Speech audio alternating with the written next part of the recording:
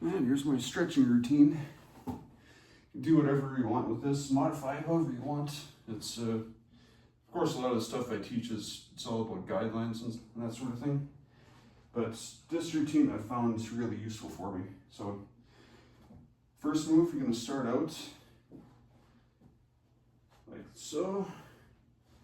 You're going to arch the back. You can keep the knees on the floor, and then it's going to look straight up. And then slowly let the hips fall to the floor.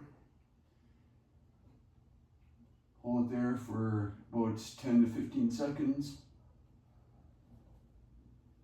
And then shift back into this position.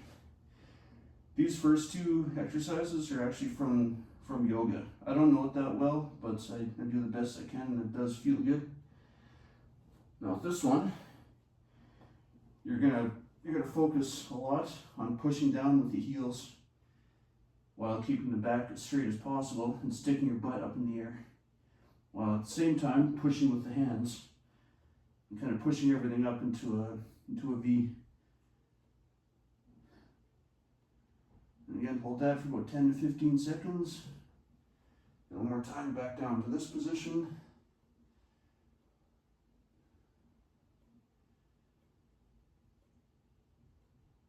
And then after that 10 to 15 seconds, back to the spot one more time.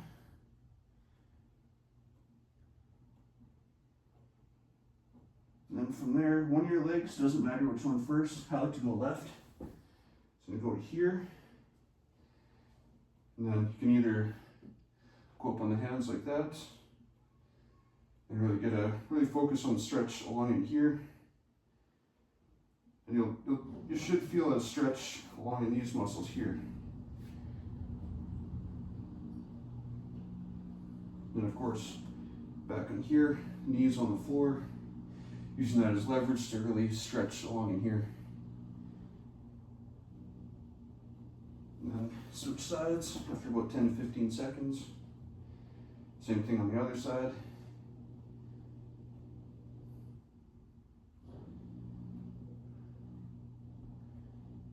This one's a bit more complex than I'm about to do, but it's a really good one too, especially for the hips. So I'm going to come into kind of a push-up position. Left leg's going to come forward, but your foot's going to come out like this, and then the knee is going to go there. This takes a decent amount of flexibility, so you don't have to worry about it being at this 90-degree angle. You can even bring it in so that it makes like a 45-degree angle, or like a V shape in the knee, and that can still be a good stretch. I'm flexible enough, I can go with the 90-degree. And then you try and keep your back straight up and down, and really feeling the stretch in the hip would be along this side, and a little bit on the outsides of the lower leg as well. And switch sides.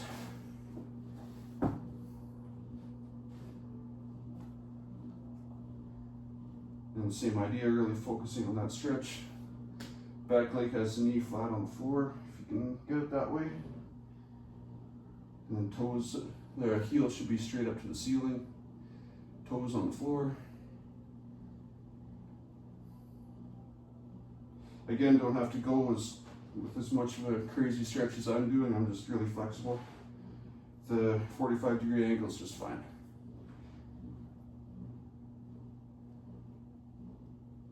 And from there, left leg's going to stay out, right leg out to the side, but bent in like this. You're just going to kind of rock back and forth. This one's really good for loosening up the groin muscles. One of the most common muscle pulls in martial arts, or pretty much any sport really, from what I remember, is groin muscles being pulled all the time. Martial arts especially, it can happen with all the kicks and stuff that we throw, different stances, things like that. It's really easy to direct those muscles. It's good to keep them strong and flexible all at the same time. Same thing, rocking back and forth on the other side now.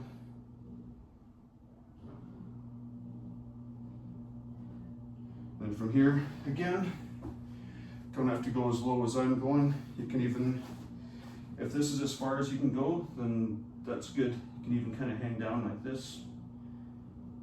Just gonna let the lower back get a nice stretch. I'm flexible enough, I'm gonna go all the way down like this.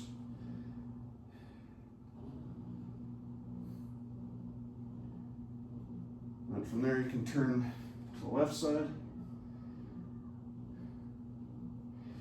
Again, if you're up like this, you can kind of turn to the left and then just kind of bend down, and it should get a decent stretch in the hamstrings as well.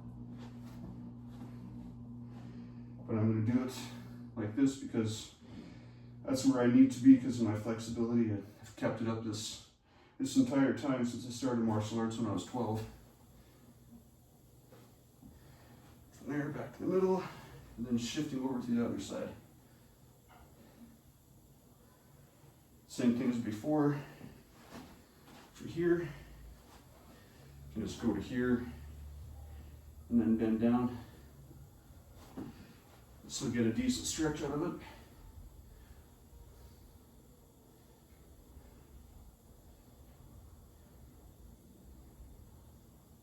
And then back in the middle. And from there, sitting down.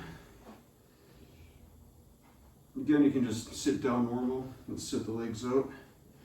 Just kind of make sure you got your legs as far out as you can possibly handle it for your flexibility level. If you feel any sharp pains, stop and don't move any further than that, and actually kind of come up if you have to. And from here, you're gonna walk your hands forward. Just get a nice stretch in the middle. If you can touch your elbows to the floor, that's actually really good. A little more advanced though. I remember people from karate, they would actually have their whole chest flat on the floor.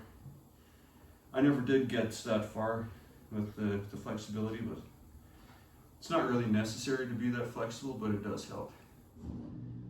As long as your muscles are getting stretched and you're not getting pulled or injured, that's the main goal here.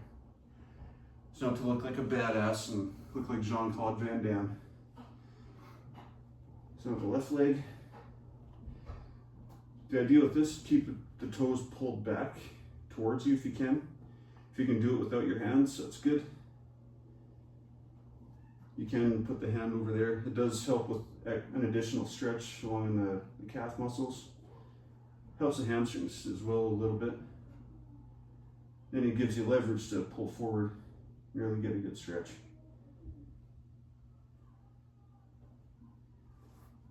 The other side.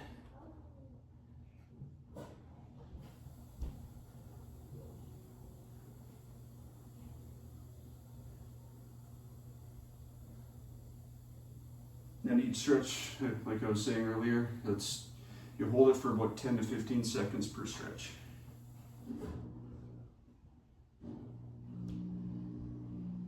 If you're really sore in some spots, that's when you can hold a little bit longer, but again, be careful. Look for, always watch out for if your muscles have that sharp pain, that's when you stop and either don't go as far or just stop entirely.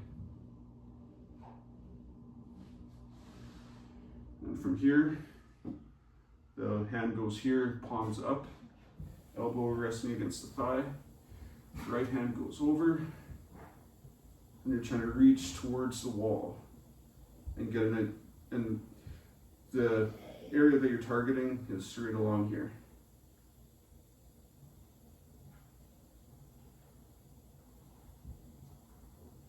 Even gets the back muscles a little bit, right along in here.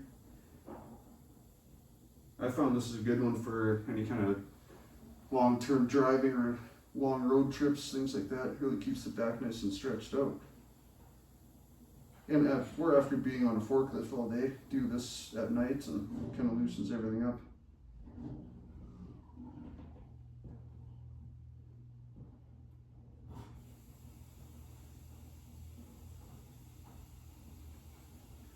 From there, bring the legs in. Probably seen this stretch a million times. It's one of the most common ones. Feet are going to be together, pull your heels in as close to your butt as you can. Grab the ankles, then push down on the knees with the elbows.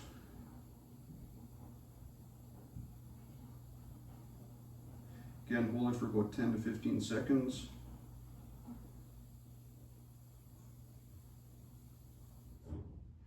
And from here, I like to grab the toes and then pull forward in front.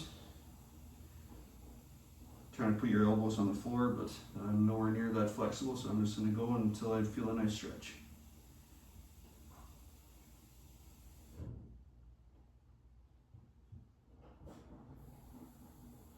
This one's really good for the lower back as well. Now left leg out, and right leg in, another really common stretch. Grabbing the toes or the ankles, whichever feels more comfortable. For some reason, I've always grabbed the ankles, so it feels more comfortable for me.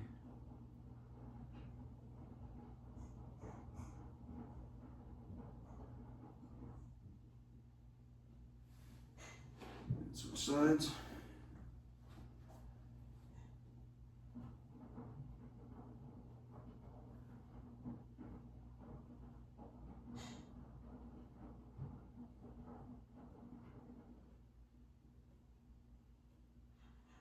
This is more of a bonus stretch, just because of the difficulty of getting into the position. So you take your right leg, put it here, take the left one, put it over top. This one does require some extra flexibility first, but I'm going to show it anyway. It's a really useful one, good for the hips. Should feel a nice stretch all along in here. This can help sciatica and lower back problems as well.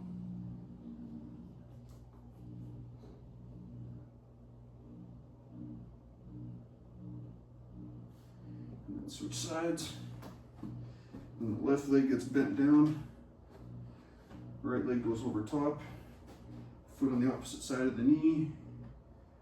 And then grabbing the knee and pulling in.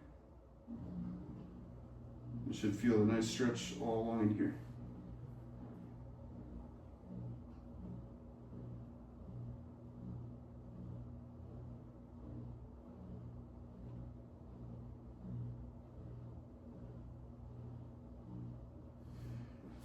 Then a couple of really easy basic ones. Just grabbing your foot, pulling it behind, and stretching all the quad muscles.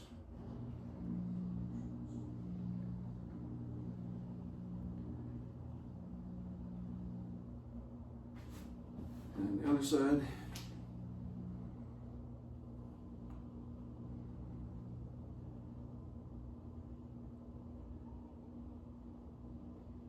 And this one, you just find a spot on the wall or something to push against. And it's gonna stretch out the calf muscles. It goes to here, the back foot. Make sure to keep the heel on the floor. And just give a nice stretch along in there.